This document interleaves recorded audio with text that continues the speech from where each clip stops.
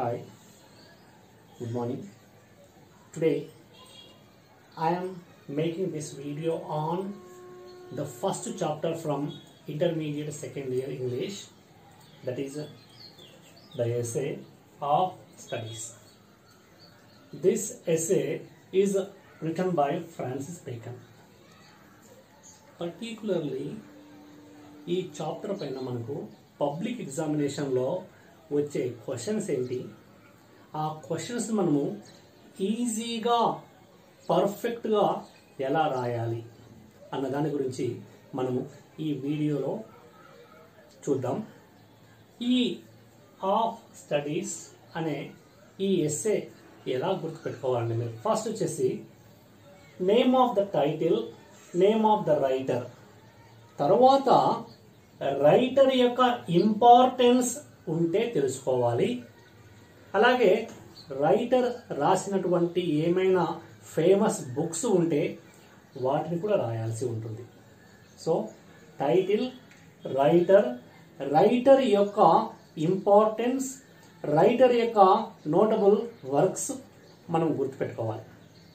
ఆ తర్వాత ఈ లెసన్ యొక్క ఓవరాల్ ఐడియా, సెంట్రల్ ఐడియా కానీ థీమ్ అనొచ్చు లేక కాన్సెప్ట్ ఆఫ్ ది టాపిక్, వీటిని పర్ఫెక్ట్గా గుర్తుపెట్టుకోరనుకోండి, ఈజీగా ఎలాంటి క్వశ్చన్కైనా ఆన్సర్ రాయొచ్చు. Very simple. చూడండి, ఈ లెసన్లో మనకి ఏంటి టైటిల్ ఏంటి, ఆఫ్ స్టడీస్ అంటే ఏంటి, ఖచ్చితంగా స్టడీ యొక్క ఇంపార్టెన్స్. కాబట్టి మనం ఏంటి ఇంపార్టెన్స్ ఆఫ్ ది ఎడ్యుకేషన్ అనుకోవచ్చు. ఇంపార్టెన్స్ ఆఫ్ ఎడ్యుకేషన్ ఇది బేసిక్గా సెంట్రల్ ఐడియాగా మనం గుర్తుపెట్టుకోండి. దాన్ని ఎలా ఆన్సర్లో రాయాల్సి ఉంటుందో, ఎలా రాస్తే పర్ఫెక్ట్గా ఉంటుందో దాన్ని మనం తర్వాత చూద్దాం. ఈ లెసన్లో మనకు ప్రతి ప్రోజ్ చాప్టర్లో కావచ్చు, పోయట్రీ పార్ట్లో కావచ్చు, ప్రతి టాపిక్ పైన మనకు 2 టైప్స్ ఆఫ్ క్వశ్చన్స్ ఉంటాయి. ఒకటి యానోటేషన్స్, 2 పారాగ్రాఫ్ క్వశ్చన్స్. మనకు హాఫ్ స్టడీస్లో ఉన్నటువంటి యానోటేషన్స్ ఏంటంటే 4 యానోటేషన్స్ ఉన్నాయి. పారాగ్రాఫ్ క్వశ్చన్స్ కూడా మనకు 4 ఉన్నాయి. ఈ 4 యానోటేషన్స్ దేని గురించి స్పెసిఫిక్గా అడుగుతూ ఉన్నారో కాస్త అర్థం చేసుకుంటే ఈజీగా ఆన్సర్ రాయొచ్చు. ఫస్ట్ యానోటేషన్ చూడండి, studies serve for delight, ornament and for ability. Yes, here remember, what do studies serve, study యొక్క ఇంపార్టెన్స్ ఏంటి, ఇక్కడ మనకి ద పర్పస్ ఆఫ్ స్టడీ అడుగుతూ ఉన్నాడు ఇక్కడ. సెకండ్ యానోటేషన్ వచ్చేసి crafty men contemn studies, simple men admire them and wise men use them. అంటే ఇక్కడ ఏంటి కైండ్స్ ఆఫ్ రీడర్స్, అంటే రీడింగ్ చేసే వాళ్ళు ఎలా ఉంటారు. నెక్స్ట్ వచ్చేసి some books are to be tasted, some to be swallowed. Here types of books, అంటే టైప్స్ ఆఫ్ బుక్స్ ఎన్ని రకాలుగా ఉంటాయి, వాటిని మనం ఎలా చదువుతూ ఉంటామో అడుగుతూ ఉన్నాడు ఇక్కడ. అండ్ లాస్ట్ యానోటేషన్ వచ్చేసి reading make a full man, conference a ready man and writing an exact man. Here it is also asking the importance of education. So first, fourth one, ఈ 2 annotations ఇంపార్టెన్స్ ఆఫ్ స్టడీ అనుకోవచ్చు లేక importance of education అనొచ్చు. Second one ఏంటి మనకు kinds of readers, kinds of readers. Third one వచ్చేసి మనకు చూడండి, second one వచ్చేసి కైండ్స్, కైండ్స్ ఆఫ్ రీడర్స్. ఇక్కడ రీడర్స్ ఎలా ఎన్ని రకాలుగా ఉంటారు అనే దాని గురించి అడుగుతున్నాడు. థర్డ్ వన్ వచ్చి బుక్స్, సమ్ బుక్స్. సో ఇక్కడ ఏంటి టైప్స్ ఆఫ్ బుక్స్, ఇక్కడ వచ్చేసి కేవలం పర్టికులర్గా బుక్స్ ఎన్ని రకాలుగా ఉంటుంది, వాటికి ఇంపార్టెన్స్ ఏంటి అన్న దాని గురించి అడుగుతున్నాడు. సో ఫస్ట్ ఫోర్త్ వన్ వచ్చేసి ఇంపార్టెన్స్ ఆఫ్ స్టడీ, స్టడీ యొక్క ప్రాముఖ్యత ఏంటో అడుగుతూ ఉన్నాడు. మనకేంటి importance of study, kinds of readers, types of books, ఈ 3 అంశాలు గుర్తుపెట్టుకోండి. So importance of study, kinds of readers, types of books. ఈ 3 వర్డ్స్ గుర్తుకోండి. ఏంటి ఆ 3 వర్డ్స్ వచ్చేసి ఇక్కడ రాద్దాము. Importance of study, importance of study. Second one kinds of readers.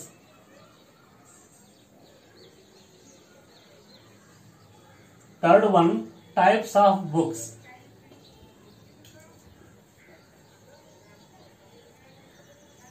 Here ఓ చిన్న సజెషన్ ఏంటంటే, ఎవరైనా కానీ యావరేజ్ స్టూడెంట్స్ ఉంటే వాళ్ళు ఎక్కువ అంశాలను గుర్తుపెట్టుకోలేమంటే అట్లీస్ట్ ఈ 3 పాయింట్స్ అయినా గుర్తుపెట్టుకుంటే చాలు. ఆ 3 పాయింట్స్ ఏంటి?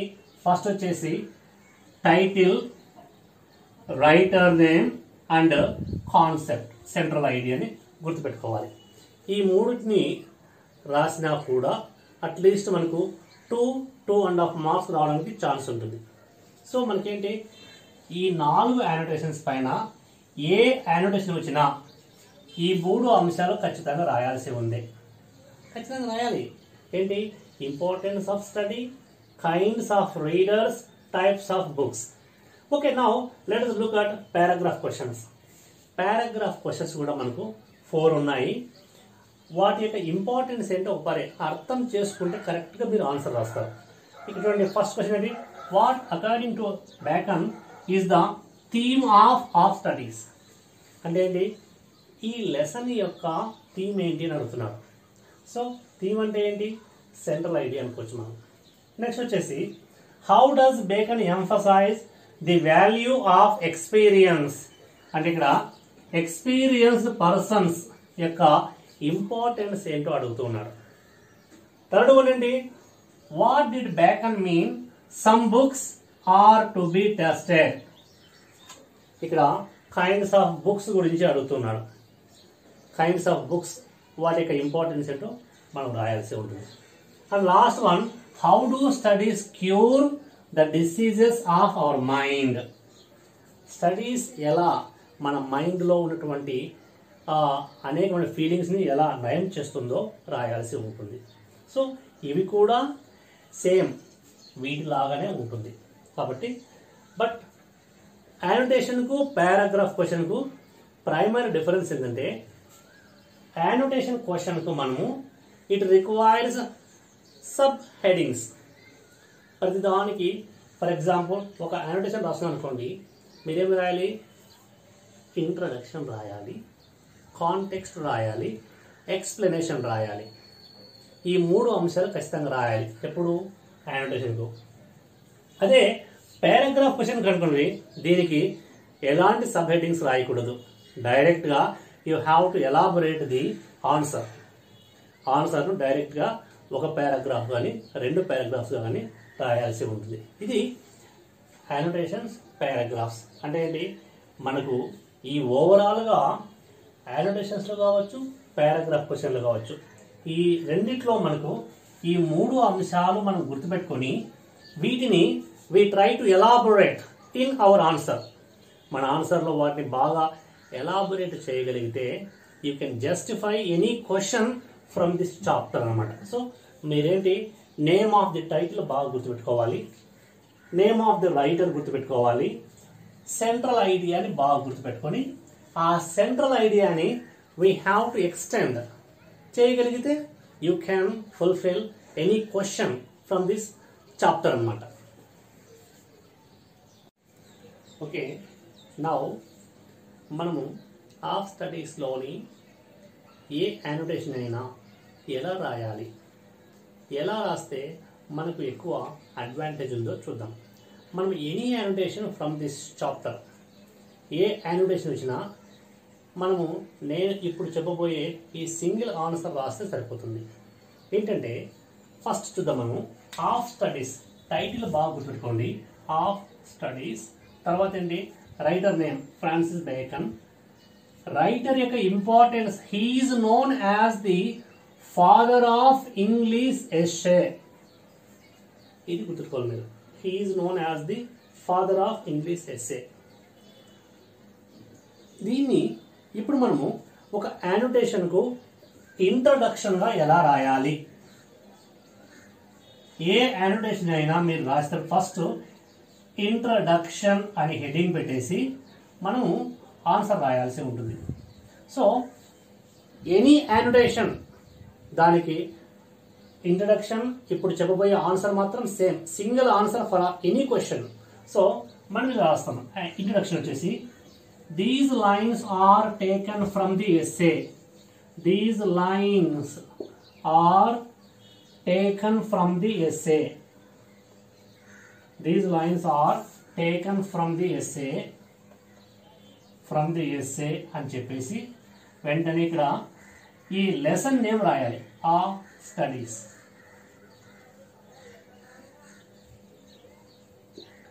These lines are taken from the essay of studies. వెంటనే ఇక్కడ written by Francis Bacon, writer name రాయాల్సి ఉంటుంది. Written by Francis bacon. ఇక్కడ చూడండి, ఏ యానోటేషన్కైనా ఇలా మీరు టైటిల్ నేమ్ కరెక్ట్గా రాసి రైటర్ నేమ్ కరెక్ట్గా రాశారనుకోండి, ఇక్కడే మీకు 2 మార్క్స్ వస్తాయన్నమాట. సో ఇక్కడ రైటర్కి ఇంపార్టెన్స్ రాయండి. ఏం రాయాలి మనము? Father of English essay. ఎవరు ఇక్కడ? ఫ్రాన్సిస్ బేకన్ కాబట్టి he is known as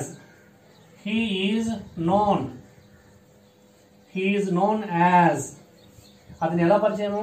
father of English essay. he is known as the father of English essay. father of English essay అని రాస్తే చాలు. ఖచ్చితంగా మీకు ఇక్కడ 2 మార్క్స్ గ్యారంటీగా వస్తాయి ఇలా రాస్తే. ఒకటేంటి, టైటిల్ నేము రైటర్ నేమ్ను రాసేటప్పుడు ఇలాగే రాయాలి. Introduction, these lines are taken from the essay of studies written by Francis Bacon అని రాసిన తర్వాత రచయితకి ఇంపార్టెన్స్ రాయాలి. He is known as the father of English essay అని రాయాలి. ఇక్కడ కావాలంటే ఇతను రాసిన ఫేమస్ బుక్స్ ఏమైనా ఉంటే మనం రాసుకోవచ్చు.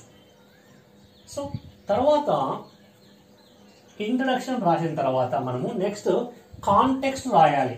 కాంటెక్స్ట్ అంటే ఈ సెంట్రల్ ఐడియాస్ అన్నిటినీ ఒక పర్టికులర్ వేగా మనం రాయాల్సి ఉంటుంది. నౌ ఏ యానోటేషన్కైనా ఫస్ట్ ఇంట్రడక్షన్ రాసిన వెంటనే సెకండ్ వచ్చేసి మనం కాంటెక్స్ట్ రాయాలి. కాంటెక్స్ట్ కూడా నేను చెప్పిన విధంగా రాయండి, మీకు మంచి ఒపీనియన్ వచ్చేస్తుంది అన్నమాట. ఎలా రాయాలి కాంటెక్స్ట్ అంటే మీరు ఇది రాయొచ్చు. The writer refers to it అని రాయొచ్చు. The writer refers to it అని రాయండి. The writer refers to it. తర్వాత while explaining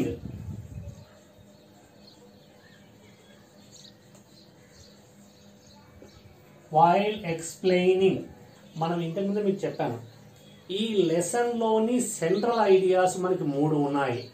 ఆ 3 ఏంటి? ఇంపార్టెన్స్ ఆఫ్ స్టడీ లేక పర్పస్ ఆఫ్ స్టడీ. ఇలా మనము ఈ purpose of study central idea అంటే ఈ లెసన్ యొక్క ఇంపార్టెన్స్ ఏంటి. అలాగే కైండ్స్ ఆఫ్ రీడర్స్, నెక్స్ట్ వచ్చేసి టైప్స్ ఆఫ్ బుక్స్. ఈ 3 పదాలు గుర్తుపెట్టుకోండి. ఈ 3టిని మనము కాంటెక్స్ట్ లో ఇలా రాయాలి. ఎలా రాస్తాము? The writer refers to it while explaining అని చెప్పేసి ఈ లెసన్ యొక్క ఇంపార్టెన్స్ కాన్సెప్ట్స్ అన్ని ఇలా రాయాలి.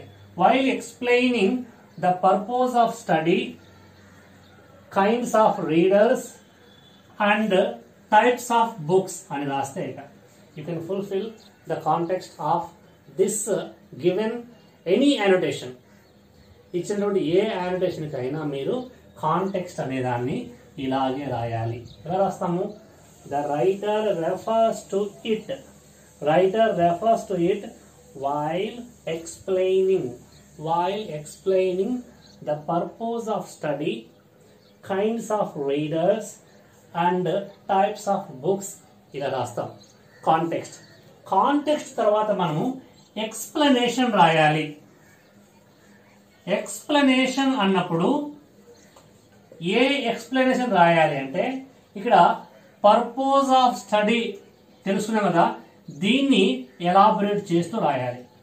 తర్వాత కైండ్స్ ఆఫ్ రీడర్స్ కూడా రాయాలి. కైండ్స్ ఆఫ్ రీడర్స్ ఎలా ఉంటారు. తర్వాత ఏంటి, టైప్స్ ఆఫ్ బుక్స్ కూడా రాయాలి. అంటే వాటిని we have to elaborate the given context. మనం ఏ కాంటెక్స్ట్ రాస్తామో ఆ కాంటెక్స్ట్ లో ఉన్నటువంటి పాయింట్స్ ని మనం ఎలాబొరేట్ చేస్తూ ఎక్స్ప్లెనేషన్ గా రాయాల్సి ఉంటుంది. ఇలా రాస్తే మీరు ఏ క్వశ్చన్ కైనా కూడా సరిపోతుంది ఆన్సర్. సో ఇప్పుడు మనం ఎక్స్ప్లెనేషన్ చూద్దాం. సో మనము కాంటెక్స్ట్ ఎలా రాయాలని చెప్పాను కదా. ఇప్పుడు కాంటెక్స్ట్ అంటే ఏమి, ఈ 3 అంశాలు గుర్తుపెట్టుకోండి. Purpose of study, kinds of readers, types of books. ఇప్పుడు ఏ యానోటేషన్ కైనా ఎక్స్ప్లెనేషన్ ఎలా రాయాలి అంటే మనము ఈ 3 అంశాలను ఎలాబొరేట్ చేసి రాస్తే చాలు. ఏంటి ఆ 3 points? Purpose of study, kinds of readers, types of books. ఈ 3ని మనము ఎక్స్టెండ్ చేసి ఎక్స్ప్లెనేషన్గా రాస్తే సరిపోతుంది. ఎలా రాయాలి? ఫస్ట్ మనము పర్పస్ ఆఫ్ స్టడీ. సో ఇక్కడ మనము పర్పస్ ఆఫ్ స్టడీ అనే దానిపైన మనము ఒక 3 వర్డ్స్ గుర్తుకోండి. ఆ 3 వర్డ్స్ వచ్చేసి మనము number 1 delight,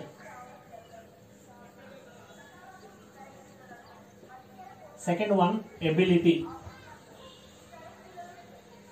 third 1 efficiency.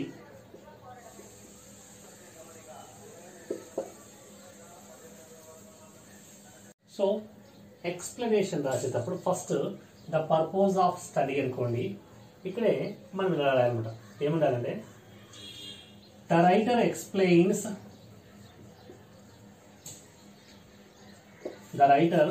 Explains the purpose of study అని మొదలుపెట్టి స్టడీ యొక్క ఉద్దేశం ఏంటో ఆ ఉద్దేశాలు మనము ఈ 3 వర్డ్స్ గుర్తుకోవాలి. ఆ 3 వర్డ్స్ ఏంటి?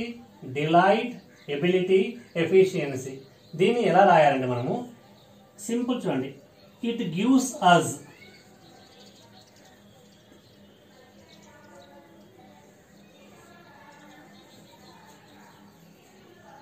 సో మనం ఏంటి ఎక్స్ప్లెనేషన్లో స్టడీ యొక్క ఇంపార్టెన్స్ ఈ 3 పదాలు గుర్తుంటే చాలు.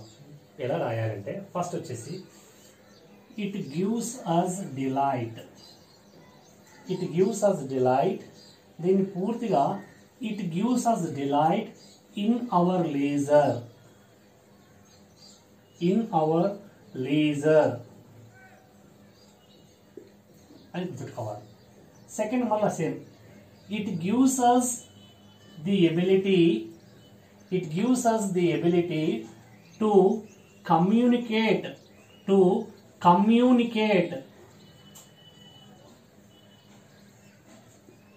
communicate with others. చూడండి simple. It gives us the ability to communicate with others. Third one, it gives us the efficiency to solve our problems. Simple. మనం ఏంటి పర్పస్ ఆఫ్ స్టడీ అనే దాన్ని 3 వర్డ్స్ గుర్తుకోవాలి. Delight, ability, efficiency. డిలైట్ ఏంటి? Leisure టైంలో ఆనందాన్ని ఇస్తుంది. So it gives us delight in our leisure. And it gives us the ability to communicate with others. ఎవరితోనైనా మాట్లాడగల సామర్థ్యాన్ని ఇస్తుంది. తర్వాత ఏంటి? It gives us efficiency to solve our problems. మన సమస్యలు మనము సాల్వ్ చేసుకునే సామర్థ్యాన్ని కూడా ఇస్తుంది. తర్వాత రూల్స్ ఆఫ్ స్టడీ కూడా రాయాల్సి ఉంటుంది. What are the rules of study? Simple. ఇక్కడండి నాట్ ఆర్గ్యూ విత్ అదర్స్ అని రాశాను. ఇక్కడ దాని ఏమైనా మనము వి షుడ్ నాట్, విద్య యొక్క ముఖ్య ఉద్దేశం వచ్చేసి ఇతరులతో మనము ఆర్గ్యూ చేయకూడదు. దాని ఏమైనా మనము we should not argue with others. ఈ రూల్స్ ఆఫ్ స్టడీలో ఇంకొక పాయింట్ మనం గుర్తుపెట్టుకోవాలి. ఆ పాయింట్ ఏంటంటే we should have open mind. చూడండి, we should have an open mind.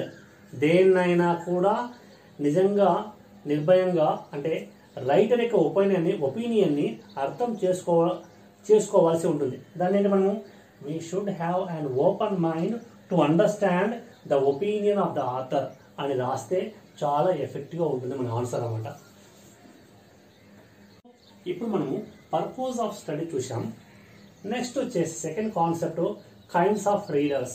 మనకు పర్టికులర్గా ఈ ఎస్సేలో 3 kinds ఆఫ్ రీడర్స్ని మన రచయిత మెన్షన్ చేశాడు. అంటే ఏంటి? దెర్ ఆర్, ఇలా రాయాలి, there are 3 kinds of readers అని రాసి ఇలా మనం దీన్ని ఇంకా ఎలాబరేట్ చేయొచ్చు. ఏమని రాయొచ్చు? Some can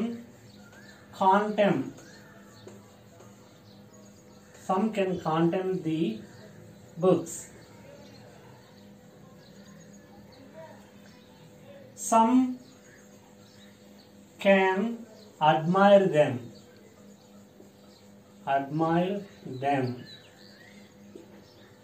Some can use them. So same చూడండి, కైండ్స్ ఆఫ్ రీడర్స్ అంటే పుస్తకాలను చదివే వాళ్ళు 3 విధాలుగా ఉంటారు. కొంతమంది అంటే some can contempt the books, some can admire them, some can use them అని చెప్పేసి సింపుల్గా రాయొచ్చు. So there are 3 kinds of readers అని చెప్పేసి ఇలా రాస్తాం మనం. So some can contempt the books, some can admire them, some can use them అని చెప్పేసి ఇక్కడ కావాలంటే మనము స్టడీ యొక్క ఇంపార్టెన్స్ ఇంకా ఎలాబరేట్ చేయొచ్చు. తర్వాత ఏంటి? టైప్స్ ఆఫ్ బుక్స్ కూడా రాయాలి మనం కూడా. So there are some types of books. మనం పుస్తకాలన్నింటినీ ఒకే విధంగా చదవము. సో దాన్ని ఇలా రాయొచ్చు, there are some types of books. వాటిని మనం చూడండి సింపుల్గా ఇలా రాసుకోవచ్చు. Some books are to be. ఇది గుర్తుకోండి, some books are to be tested in parts.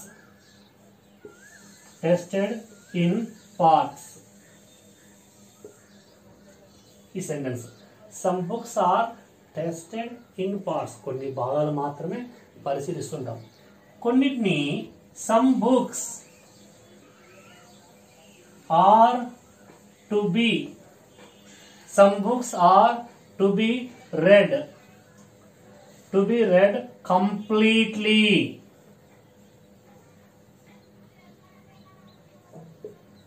కొన్నిటిని పూర్తిగా చదివేస్తూ ఉంటాం. Some books are to be tested in parts, some books are to be read completely. And కొన్ని పుస్తకాలు ఉంటాయి, some books are to be read curiously.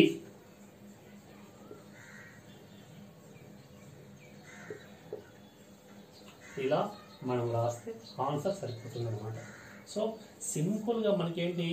Purpose of study, kinds of readers, types of books, ఈ 3 అంశాలు గుర్తుపెట్టుకొని ఆ యానోటేషన్లో ఎక్స్ప్లెనేషన్గా రాయాల్సి ఉంటుంది. So ఇది ఏ యానోటేషన్ అయినా రాసే విధానం అనమాట. అలాగే పారాగ్రాఫ్ క్వశ్చన్ కూడా సేమ్ ఇలాగే రాయాలి. మనకేంటి? ఇంట్రొడక్షన్ అని సబ్ హెడింగ్స్ పెట్టకుండా పారాగ్రాఫ్ క్వశ్చన్కు డైరెక్ట్గా ఆన్సర్ రాస్తాం. ఎలా రాస్తామంటే the essay of studies is written by Francis Bacon. The essay of studies is written by Francis Bacon అని చెప్పేసి రచయితగా ఇంపార్టెన్స్ ఏంటి, he is known as the father of English essay అని రాస్తాం. నెక్స్ట్ కాంటెక్స్ట్ ఎలా రాయాలంటే in this essay he explains the purpose of study, kinds of readers and types of books అని రాయాలి.